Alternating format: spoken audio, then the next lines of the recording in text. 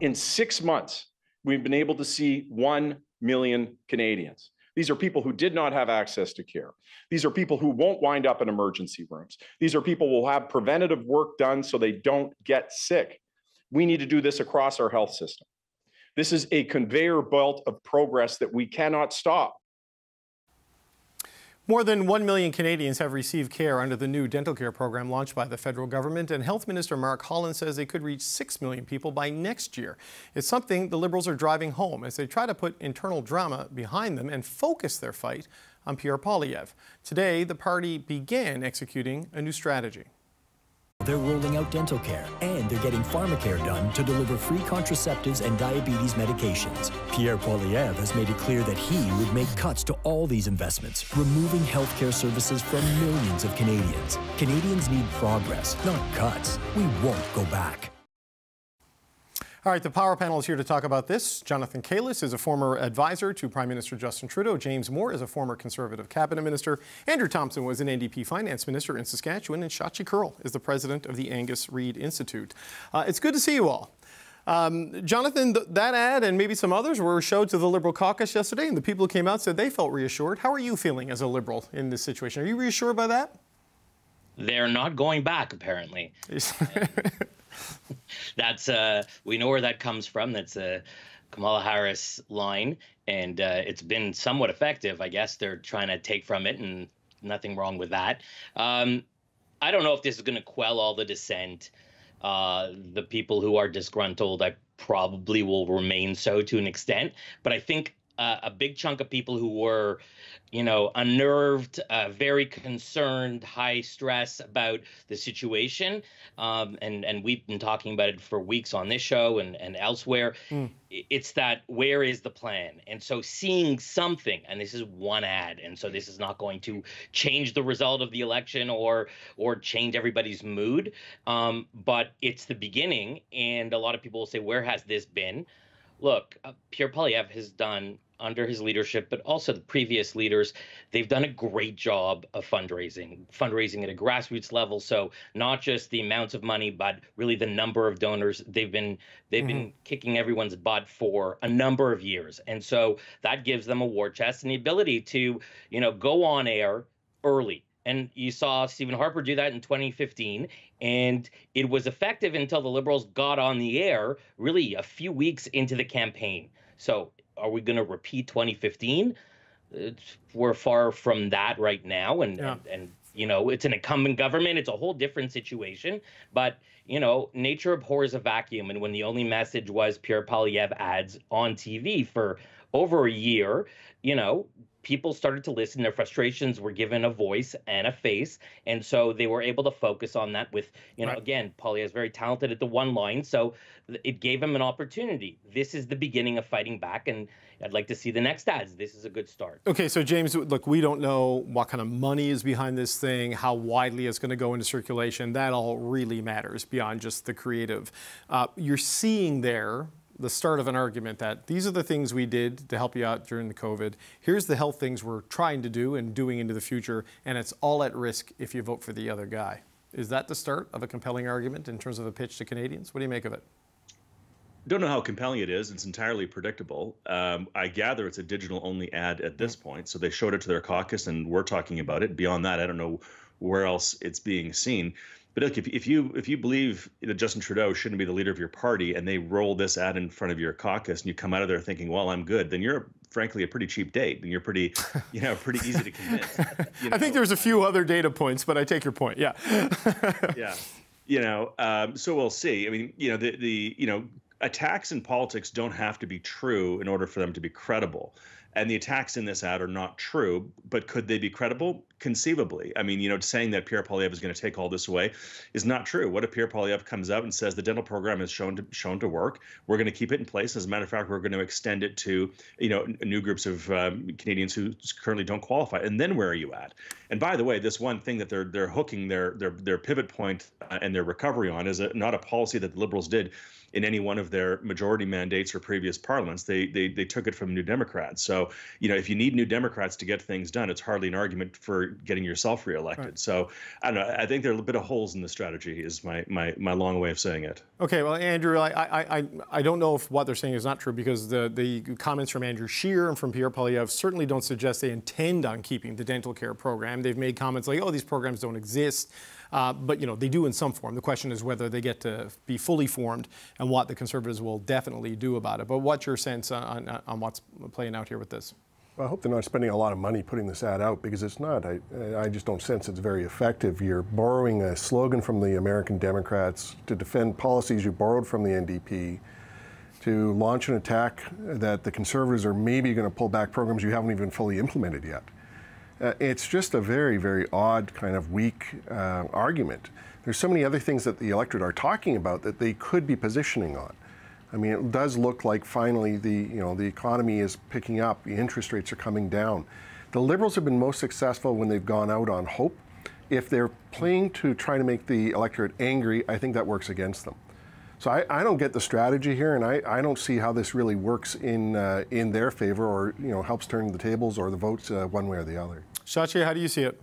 Gosh, this is a tough crowd today. Look at Stivali. It's a happy day. It's a new year. They're trying a new message. I was really struck by what Mark Holland talked about. What was it? The unstoppable conveyor belt of progress? Yeah. It's been more like the unstoppable conveyor belt of political decline. So, hey, let's say something positive here. They've rediscovered Retail Politics 101. Talk about what you're doing. Try to talk about a positive message. Talk about your accomplishments. Usually these are things that governments should be trying to do when reminding their electorate of, like, hey, all that tax money, all of those things we said we'd do, they're starting to pay off. Now, how far does that go and how effective is it? Of course, is as has been well canvassed at this point by Jonathan, James, and Andrew, a very valid point. Is it enough? I'm more struck by the whole "we're not going back" tagline as well, because I note that the Liberals have been in power for the better part of, well, it's been 9 years, right? So the better part of a decade. What are they going back to? A previous iteration of themselves? Like, what exactly is the going back? Because I guess Harper. I mean, that would be the guess, yes, right? But in the memories of so many, like, so who is the largest cohort of voters right now? They're millennials. For them, understanding and having a really good memory of what life was like under particularly the early years of Harper, or the late years, this is going way back in the way back machine. So we're not going back works for Kamala Harris and the Democrats, because the Trump years are still very fresh in the minds of a lot of people. It's just, it doesn't work for the Liberals. So good on them for talking about dental care. Don't really get the rest. Good luck to them. Well, I mean, I guess, Jonathan, the argument is that this is the progress, and if it's all going to go away, then we're going back on that progress. Like, whether that sells, I don't know. But my question, Jono, is this an ad for Canadians, or is this an ad for the Liberal caucus? No, I think it's an ad for Canadians. And, when we talk about retail politics, and again, let's see this as one ad, and let's assume there will be others, because if this is it, that's kind of a problem. But, as one ad targeting one group of people who are starting to use the dental program. So it's seniors, it's people with young kids who are actually accessing the dental program. The notion that something they got could be taken away, that could work with the "we're not going back," because it's something concrete that people feel. That's the most retail part of this. So if it's pharmacare also, so if it's people with diabetes, and now you're suddenly just now getting free medication that you didn't before, or contraception used by millions of Canadians, those things will, once you have something, people don't like the idea of having it taken away. Now, again, let's see this. This is in a vacuum. It's one ad. If they do other ads like this, things that they've been able to, programs they've been able to deliver to Canadians, and the people have felt it, then they can talk about what's next. There has to be a next part to it, because you can't just campaign on what you've done. You can go ask Mr. Higgs in New Brunswick. That didn't work for him. You have to talk about, and David Eby tried that a bit better in BC, what you're going to do next. And so that's been the problem with the Liberals for the last number of months, maybe a couple of years, is what's next. Yeah, so, the why he wants to run again, and right? And again, this whole notion that it's borrowed from the NDP or borrowed from somebody else, does the message resonate? Do people feel like it's something that they have that they don't want to give up? Then it matters, and where it came from matters less. Well, yeah, I mean, James, I think that's a pretty clear reason why the NDP got out of a supply and confidence agreement, because every time one of their policy goals got implemented, Mark Holland got to announce it, and they got no credit for it. So you can see the choice they're trying to set up there, though. You know, on these things are there, they are helping you, and these are on the ballot. Is there a vulnerability there for the Conservatives on that? Because they've done their things and promised a fixed budget. That means some cuts somewhere. I think the ballot question is still change versus more of the same. I think one of the presumptions, I mean, I assume the Liberals have done some quality public opinion research and some focus groups about, the issues that they're selecting to put their money behind and their emphasis on. However, with regard to healthcare, as Shachi will point out, David Coletto and others will point out, that there's a reason why healthcare is always bubbling at the 1, 2, 3 top of the bracket issue for pretty much all Canadians in all regions, in all demographic groups, is because Canadians believe in our healthcare system. We believe in the ethic of common provision. We believe in caring for each other, especially as we get into our sunset years and those who are the most vulnerable. But we're also really dissatisfied with the way it's being implemented, right? I mean, there's a reason why, frankly, Scott Moe lost 13 seats. There's a reason David Eby almost lost in British Columbia.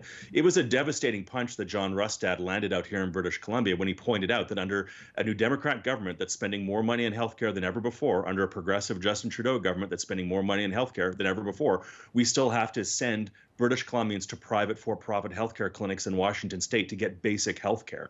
The Canadians are frustrated with our healthcare system. And if Liberals think that we've done all these things, everything is great, Pierre's going to take it away, you assume that Canadians are satisfied with the healthcare system, because they're not. It's an interesting point, Andrew, because there are pretty critical shortages of just people who want to be a family doctor, let alone being able to hire them. Just people don't want to go into medical school, don't want to practice in that way, and that's why Ontario is trying to do some changes here.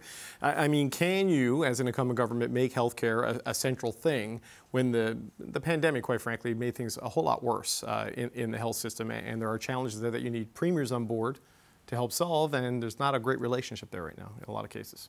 Yeah, I think James laid out a good articulation of kind of what the challenge is. I mean, healthcare is a top-of-mind issue that they expect governments to deal with, but I don't think it's a vote-determining issue.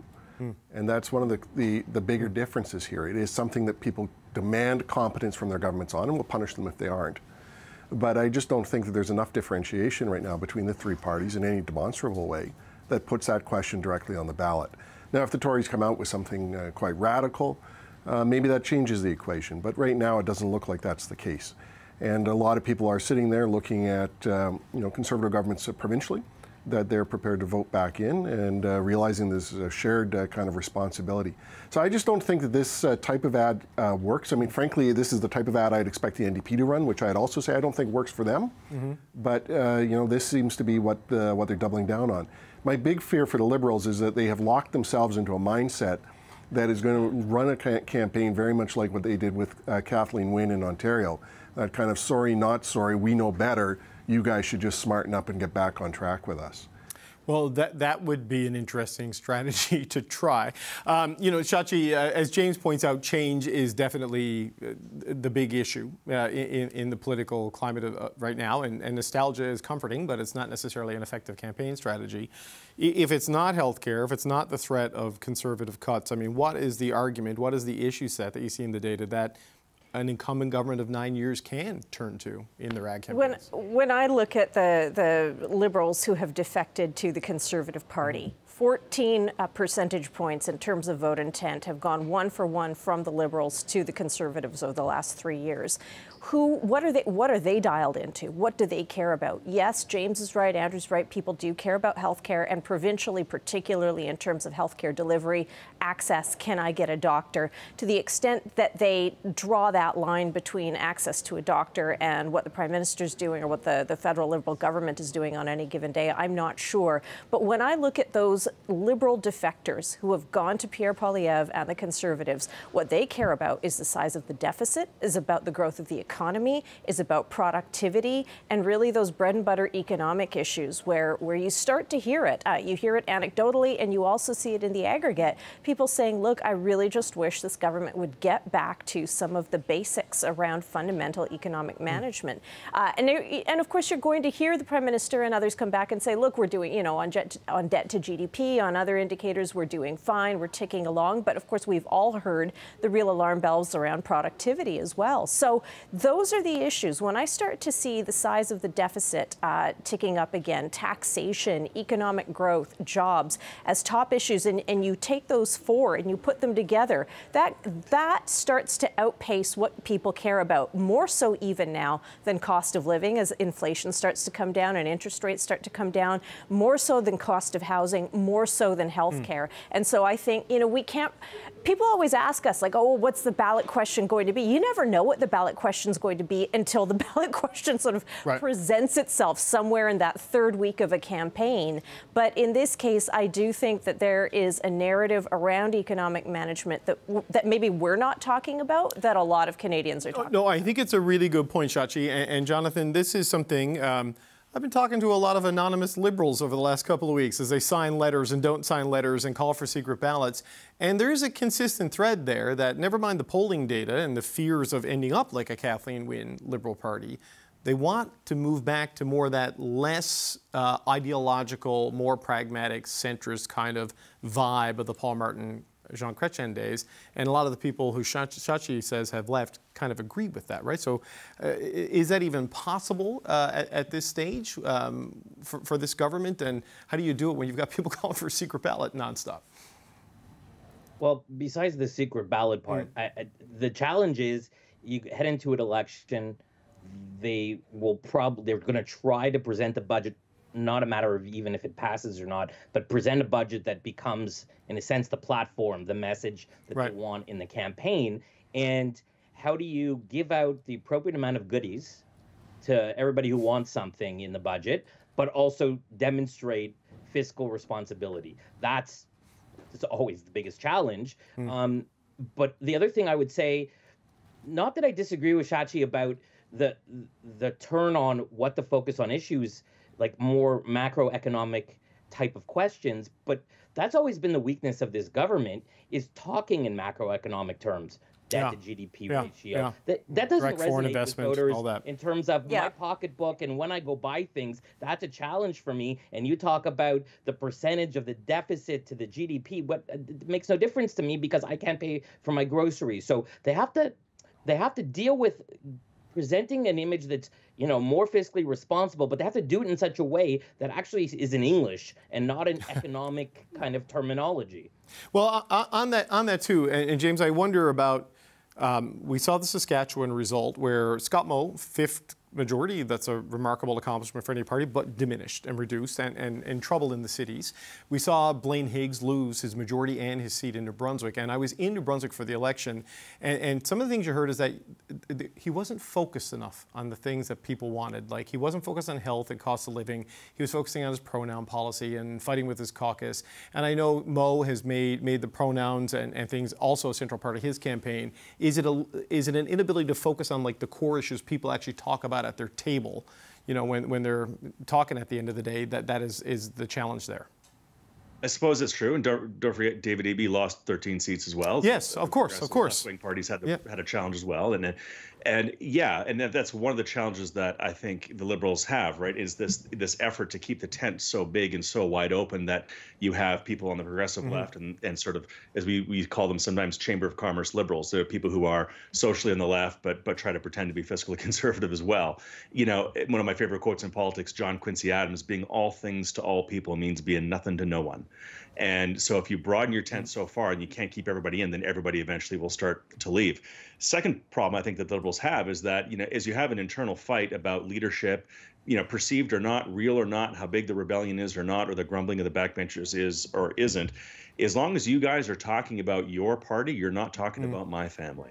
And everyday Canadians just say, you know, you guys need maybe a timeout and go figure it out, and then come back with your best offering, and then I'll decide between you and the other guy. But for now, maybe it's time to give the other guy a shot because they seem to have their act together. And I think there's a pretty basic formula of analysis that most Canadians have, and that's why Pierre Poilievre's, you know, discipline in his approach to communications is, I think, helpful. Yeah, it's a good point on Eby because he was forced to change his position on a bunch of policy positions by the force of the campaign and the arguments that Russ had made and what he tapped into. So it's a good point there. So Andrew, just you and Shachi, just very quickly on this. The Liberals have started this ad. It's the start of an argument. Who knows where it goes? Who knows if it'll work? You need time. Do you think with what we've seen here with the Bloc ultimatum not really coming with a big ultimatum and the NDP's sort of rejection of the idea of voting in favor of non-confidence votes on the Conservative agenda, do you think they get to the budget in the spring? Do you think they get into the year and get a chance to at least present a budget to the Parliament? Yeah, absolutely. And I think that gives them an opportunity to get off of this very strange path that they're on, trying to defend their, what they want to be thought of as, these great progressive liberals, and go back to those bread and butter issues. It's not like there's a shortage of images of Minister Champagne opening, cutting ribbons at factory floors, or the Prime Minister shaking hands with Doug Ford, or, Minister Fraser being able to slap Dave Eby on the back for all the work they're doing on housing. I mean, those are the things Canadians want to see progress on, and they want to see cooperation with the provinces, and that would seem to be a much stronger argument for this government to be able to put forward. Raising the question, of course, would that be able to continue under Pierre Poilievre?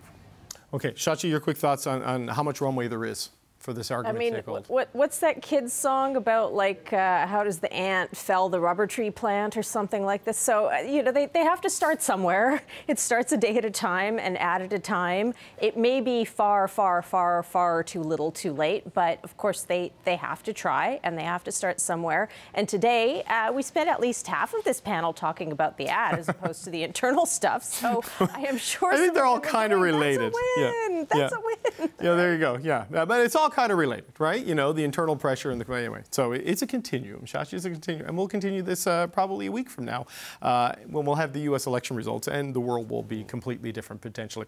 I want to thank you all, Jonathan Kalis, James Moore, Andrew Thompson, and Shachi Curl. Thanks for being here. Thanks, David. Thanks, David.